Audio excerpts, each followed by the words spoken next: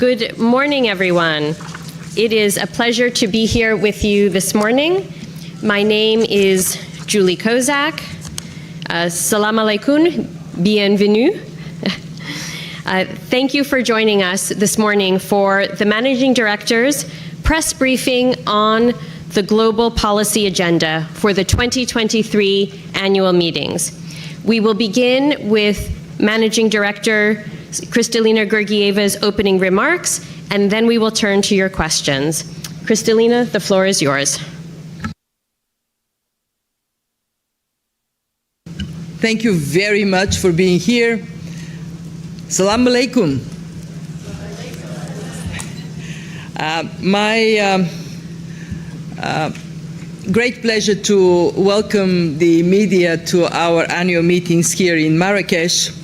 And on behalf of the staff of the IMF, of all of us, I want to thank the Kingdom of Morocco for generously and warmly hosting our annual meetings while still healing from the terrible earthquake on September 8th. We share the pain of those who have been affected. We admire the swift response of the Moroccan authorities and the show of solidarity of the Moroccan people. I saw a glimpse of it when I visited kids in newly assembled temporary classrooms. Their smiling faces are a testament of Morocco's bright future. Unfortunately, far too many countries and communities are affected by natural disasters and worse, by wars in Ukraine and now in the Middle East that cause tragic loss of civilian lives and tremendous suffering. We mourn the victims. We pray for peace. We are experiencing severe shocks that are now becoming the new normal for a world that is weakened by weak growth and economic fragmentation. As you have seen in our latest World Economic Outlook, we project global growth in positive territory, but only at 3% this year and 2.9% next year. We expect growth to remain low over the medium term. And we are faced with deepening divergence in economic fortunes. Successive shocks since 2020 have pushed global output down by $3.6 trillion as of this year. This loss is unevenly distributed. While the US has already recovered to pre-pandemic levels, most of the rest of the world did not, and low-income economies have been hardest hit because they have had extremely limited buffers to begin with, so it was hardest for them to protect their economy, to protect their people. Inflation is down, but still above target in many countries, so interest rates will have to remain higher for longer, throwing more cold water on already anemic growth. What should be our policy priorities? You are familiar with this, our global policy agenda, and in this edition of it, we focus on first, winning the fight against inflation. Price stability is a prerequisite for growth. It also protects people, especially the poorest members of society. Second, we need to safeguard financial stability. As we have seen in recent weeks, from the moves in bond yields in the US and Europe, markets have been adjusting in an orderly way to the realization that interest rates would stay higher for longer. But a sharp further tightening of financial conditions could hit markets, could hit banks and non-banks, which is why strong financial supervision is essential. Third, after a period of increased public spending, the time has come to restore fiscal room so countries can respond to future shocks, make vital investments, and bring down debt. In most cases, this means tighter and better targeted fiscal policy, reprioritizing spending and mobilizing domestic revenues, especially in emerging markets and low-income countries, is now even more important. Fourth, we need to boost medium-term growth. Today, we simply don't have the growth that we need to heal from the impact of the shocks and provide opportunities to people so they can see standard of living going up. Bringing modern infrastructure enables countries to foster digital green growth. Strengthening governance creates room for businesses to flourish, and investing in people prepares them for the job opportunities for tomorrow. Our research shows that smartly packaged reforms can have a big short-term impact, lifting output as much as 8% over 4 years in quite a number of countries.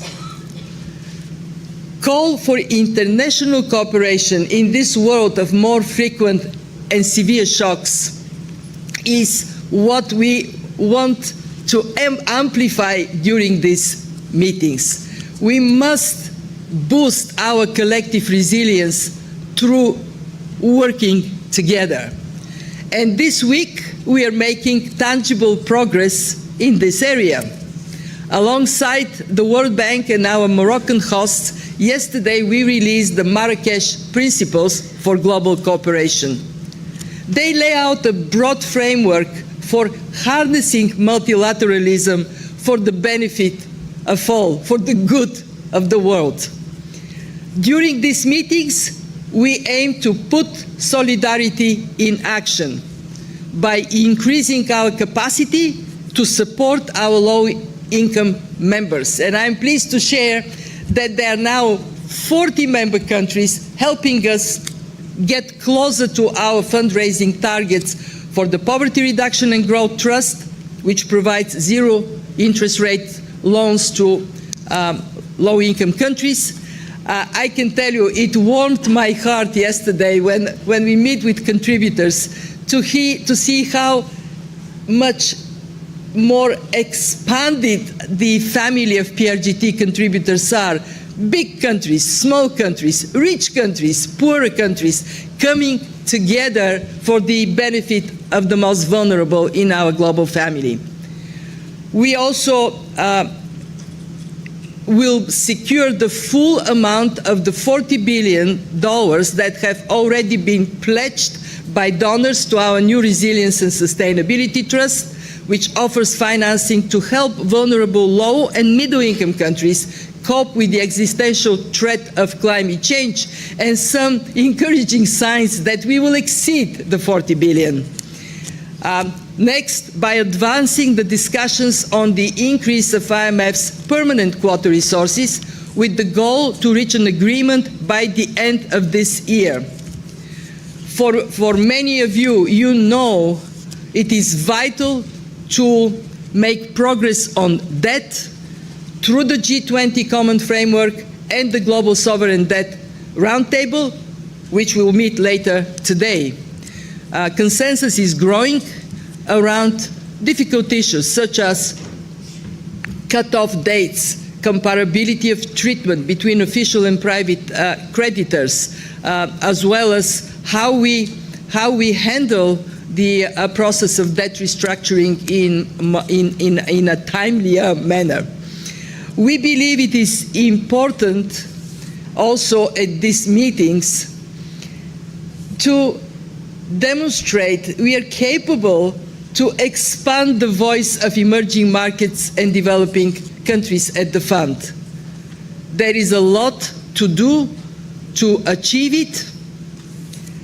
During these meetings, first time in 50 years taking place in Africa, I am very hopeful that our members will agree to a third African chair at our executive board, from 2 to 3, more voice to Africa.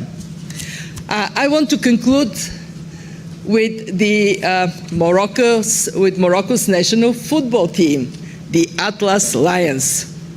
They made history last year when they became the first African and Arab team to reach the semi-finals of the World Cup. Their recipe for success?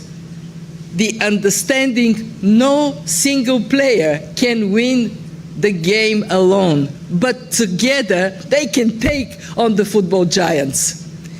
May this be our destiny, to move forward together through thick and thin. Shukran.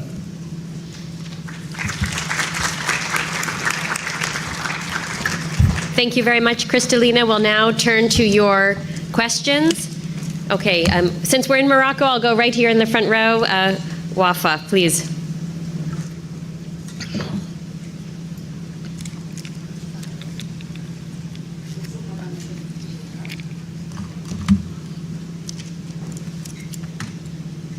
Bonjour, Madame journaliste économique, la première chaîne marocaine. Elle est là. Alors, ma question,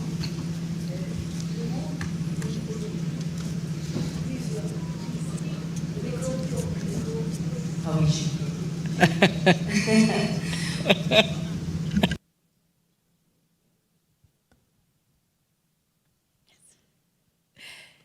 Bonjour Madame la Directrice Générale, Madame Bendour Wafa, journaliste desk économique, la première chaîne télévision marocaine. Salam alaikum, comme vous aimez toujours dire. Alors le monde connaît aujourd'hui plusieurs crises politiques dans plusieurs zones du monde, ce qui va impacter certainement l'économie mondiale déjà fragilisée et essoufflée par la crise sanitaire. Aujourd'hui, quelles sont les mesures que vous comptez prendre pour aider les pays émergents et notamment le Maroc? Merci.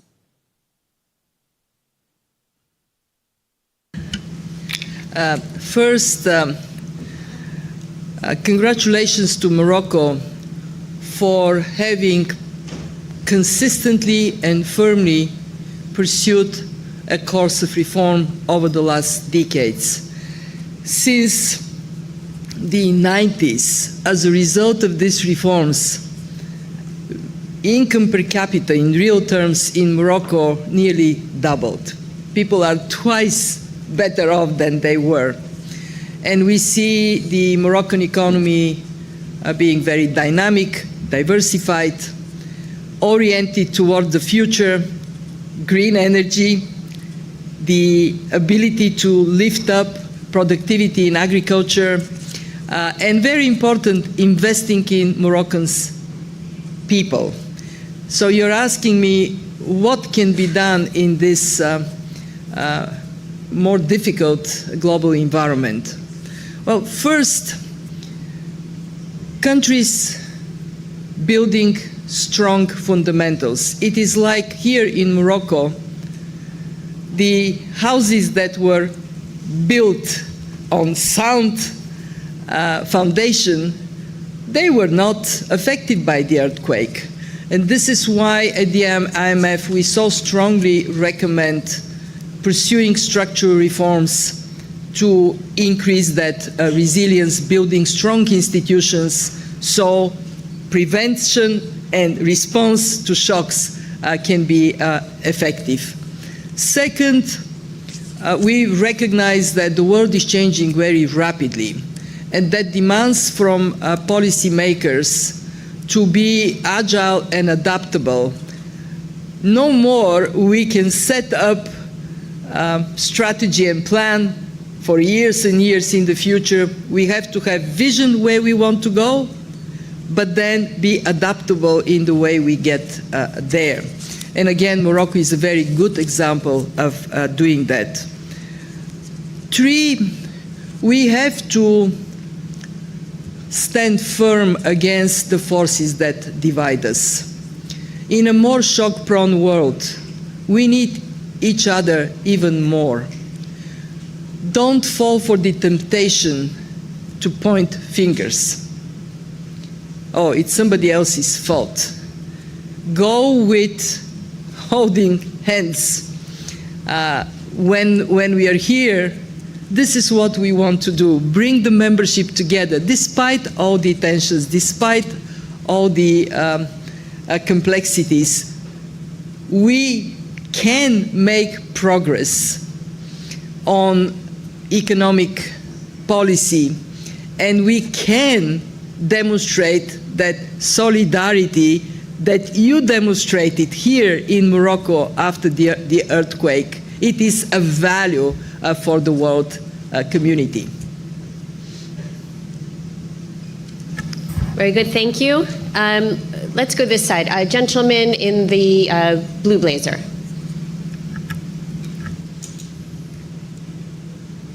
Thank you.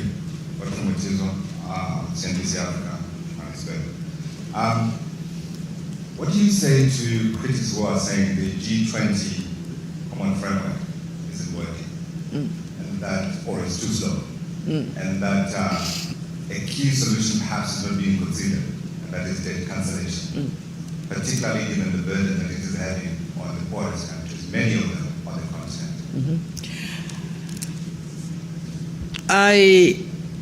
I say, be firm and relentlessly pursue the objective of delivering for the countries that need debt restructuring, easing of the burden of debt. I agree with you, the common framework has been slow to deliver to countries that turn to it for support. But we see an encouraging sign that the time taken to reach an agreement among creditors is shortening with every step. It took 11 months for Chad, for the creditors of Chad, to provide the fund with financial assurances needed for us to help the country. So from our staff level agreement to going to board, 11 months.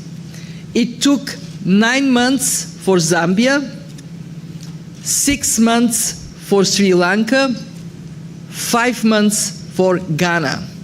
And now we have discussions ongoing on Ethiopia, and I hope this trend will be sustained.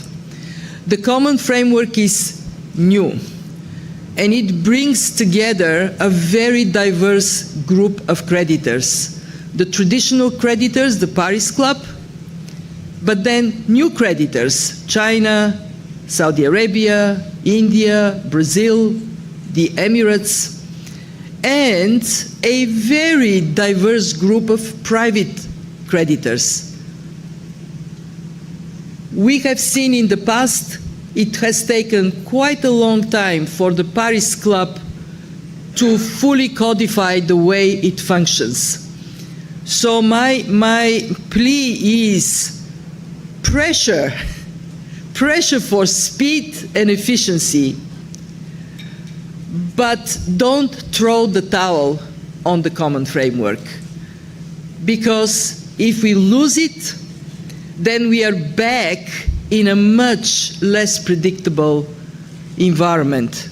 I do hear the legitimate calls of African countries, not only African countries, countries all over the world that are burdened by debt, especially painful to see when some of this debt is because of climate-related shocks, because of a problem these countries have done nothing to create.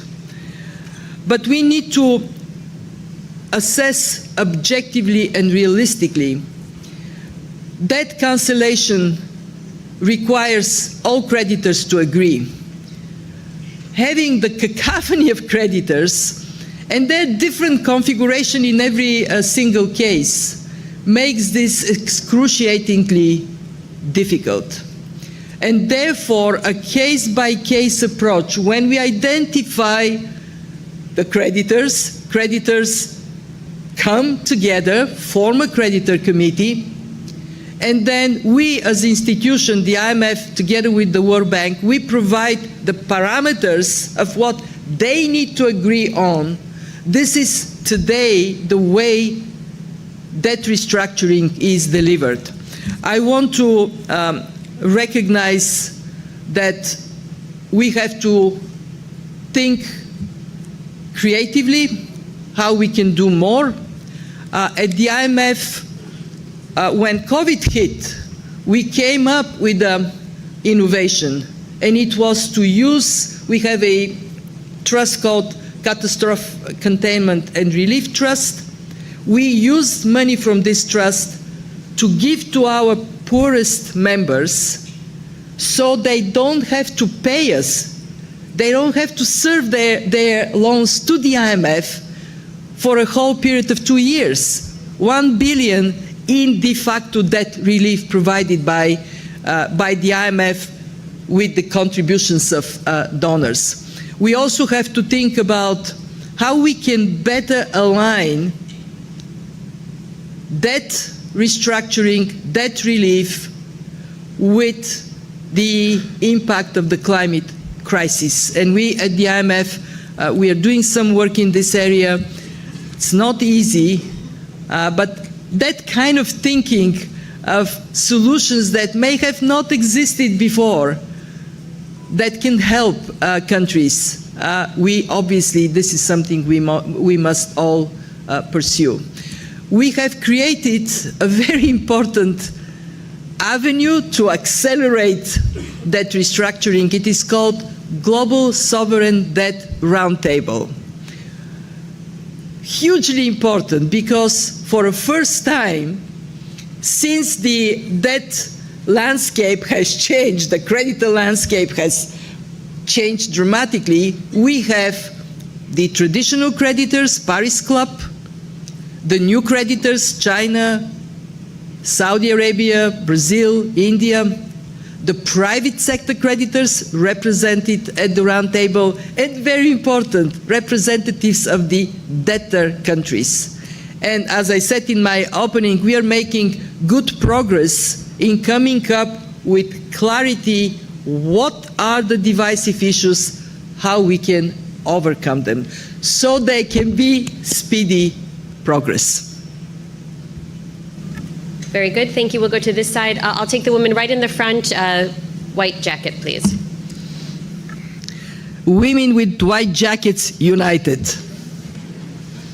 Thank you very much for taking my question. My question to you, MD, what's the IMF stake on the war that broke between Palestine and Israel? What's the impact, potential impact, on the economies of the region and the broader energy crisis and security? Thank you very much. What is our reaction to that? It's heartbreaking to see innocent civilians dying. An attack from one place on another, causing also reciprocity in response. Who pays the price? It is the innocent who pay the price. In terms of economic impact, we are very closely monitoring how the situation evolves, how it is affecting especially oil markets. It is too early to say. We have seen some up and down of oil prices. We have seen some reaction on markets. And as I said, we will be closely monitoring this. Very, very clearly, this is a new cloud on not the sunniest horizon for the world economy. New cloud darkening this horizon, of course, not needed. Pray for peace. Okay, thank you. Okay, we'll go to the center. The woman here in the pink scarf. No, sorry. Yes, thank you. Your turn will come. Buenos días, good morning. I'm Laura Becerra from Candia Magazine from Colombia. I'm going to speak. Okay. Thank you. And Latin American and Caribbean economy are very fragile to combat this crisis. We are still dealing, for example, with the consequences of Ukraine and Russian war, and also with the pandemic consequences. How can economies like this protect themselves from new shock, for example, what's happening now with Israel and Gaza, and how can governments improve their economy so they don't feel the shock so hard on them? Thank you. Let me start by recognizing that many countries in Latin America and the Caribbean have been very prudent over the last years in building sound macroeconomic and financial policies. We have seen quite a number of these countries acting early against inflation, and this is paying off because they could earlier move towards normalization of interest rates. When we look at the current situation and the future, there are three things countries can do. They're doing quite a lot of it. The first one is, in good times, build buffers. When commodity prices are up, don't squander the rainfall, save some of it. Well-functioning financial arrangements can be a strong protector, and also they can provide a pathway for longer-term investments in growth in these countries. Secondly, when faced with drop in commodity prices, adjust fiscal policy quickly. Target the most vulnerable, not everybody. Make sure that your money stretches the farthest it could. And thirdly, and this is common sense, diversify the economy. Decrease the dependency on commodity prices. Right now, countries are in a position to watch the anemic growth in the world economy that can translate into lower commodity prices. We are in a more shock-prone world, so there may be shocks that cause the opposite, swing up of prices. Obviously follow closely this price dynamics, and again, if you have more, save some of it, because I don't know when the next shock is gonna be, I just know it'll come. Okay, we'll give the gentleman right in the front the opportunity now. Thank you so much. Good morning. My name is Yaroslav, Ukrainian news agency, Inform. So obviously and unfortunately, Ukraine became a part of the global agenda because of the war. My question is about the EFF program for Ukraine.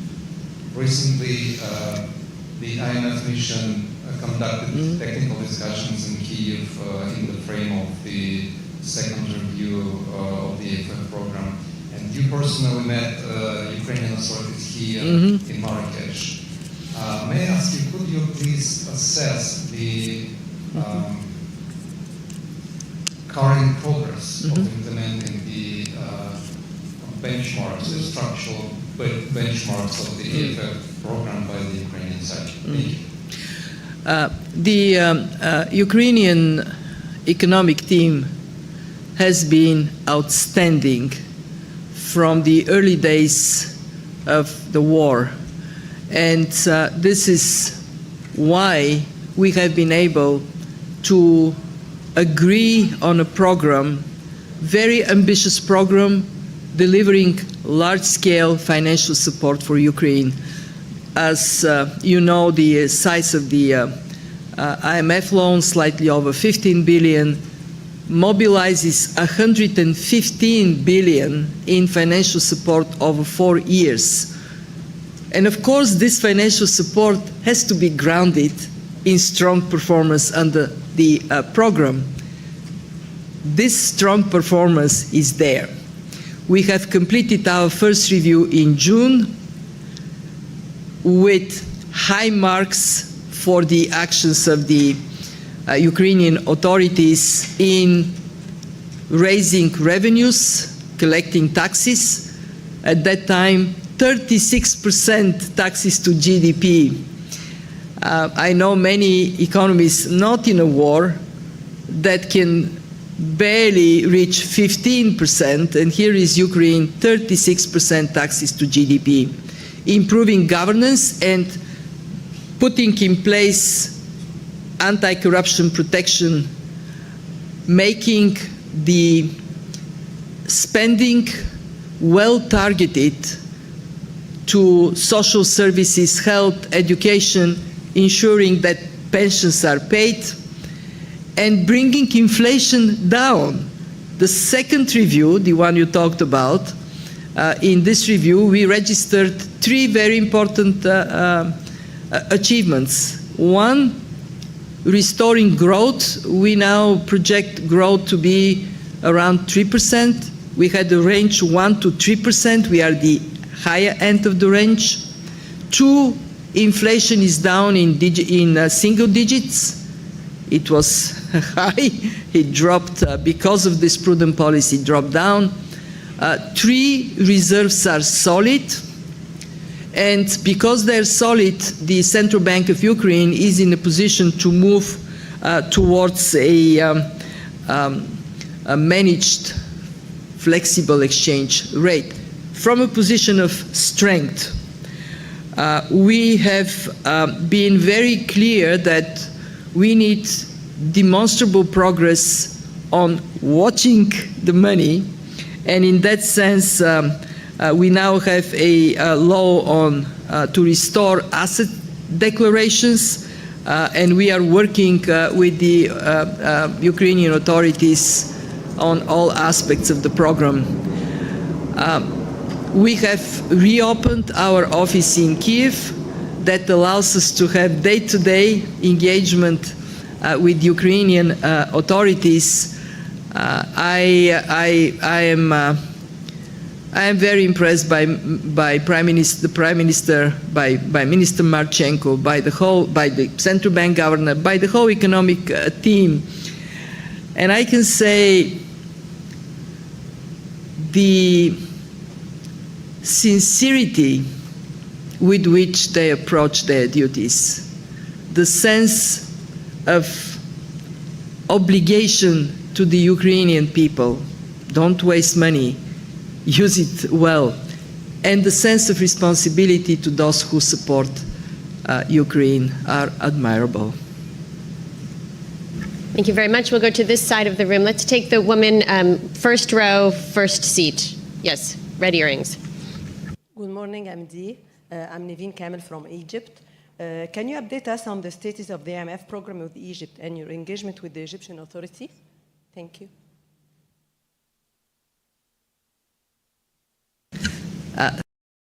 Thank you very much for your question.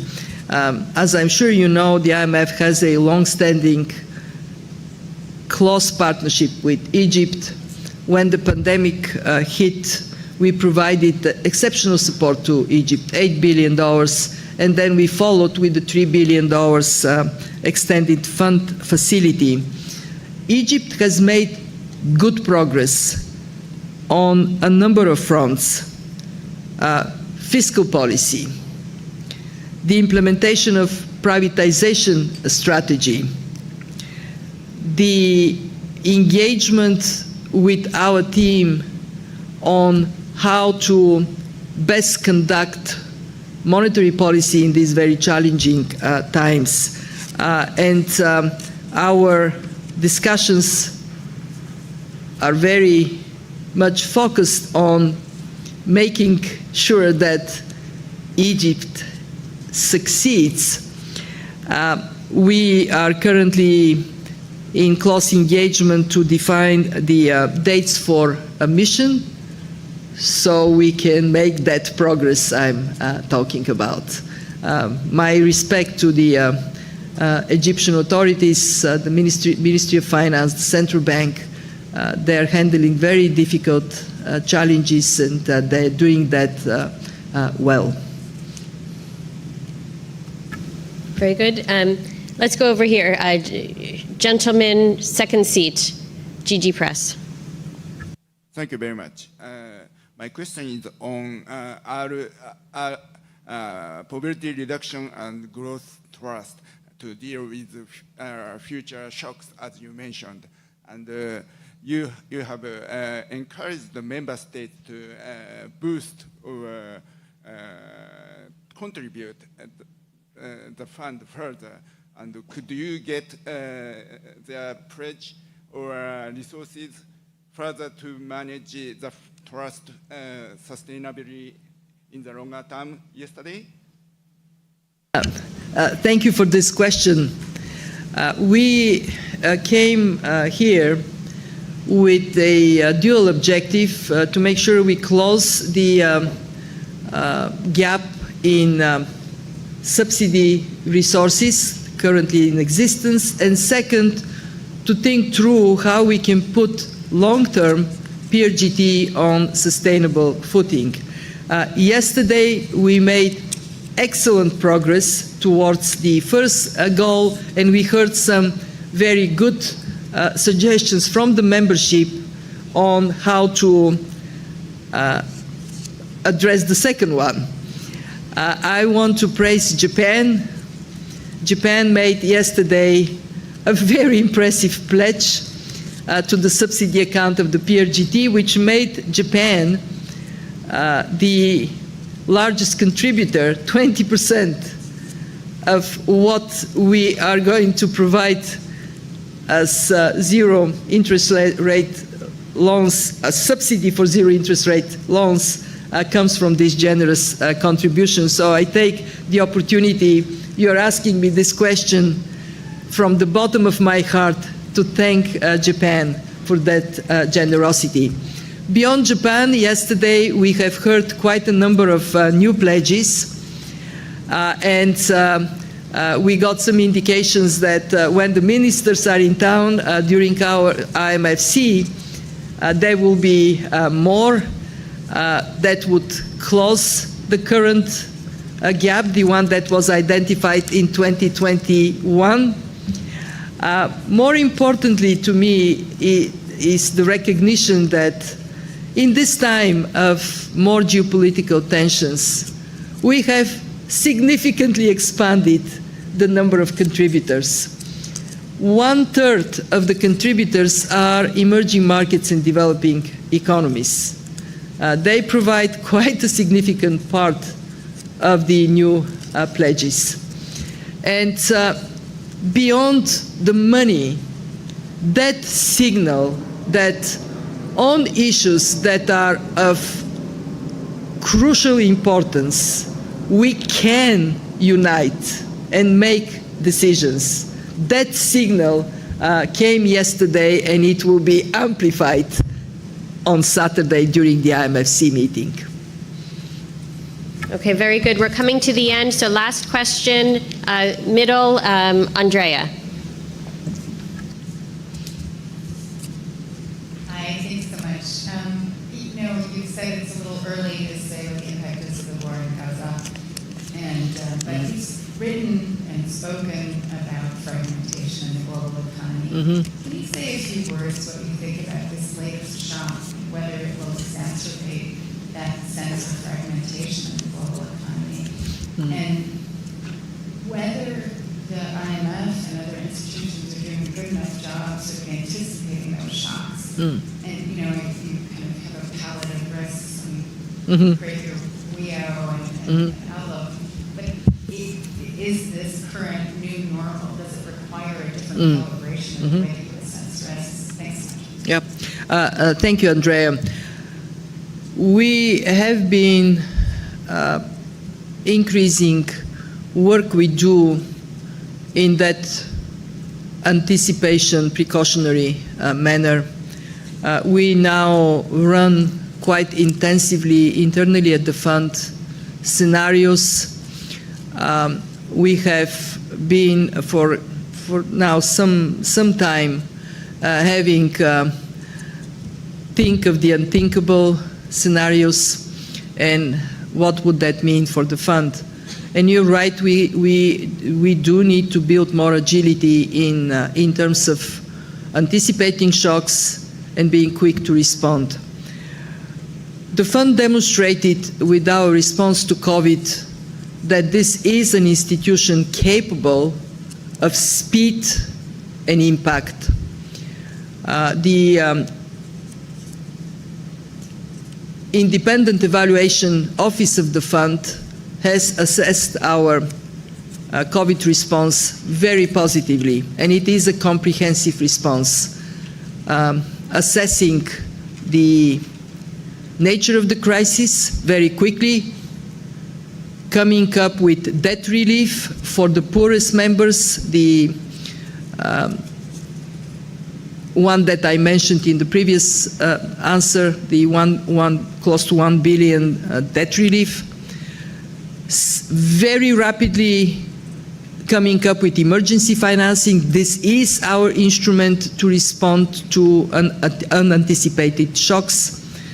We provided the first loan, emergency loan to Kyrgyzstan 1 week. We disbursed 1 week after WHO announced the pandemic.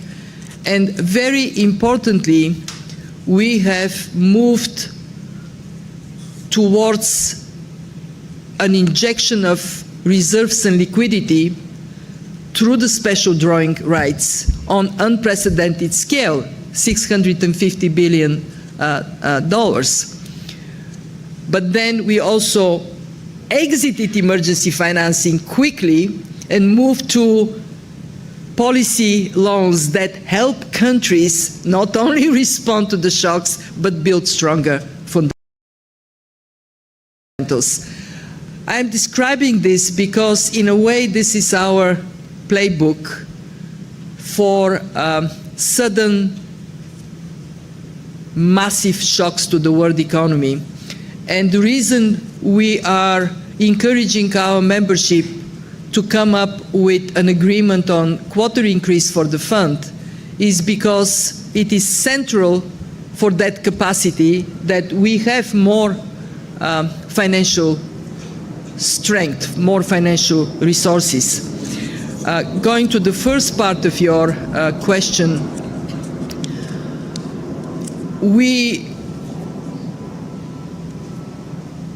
I cannot predict today how this would evolve.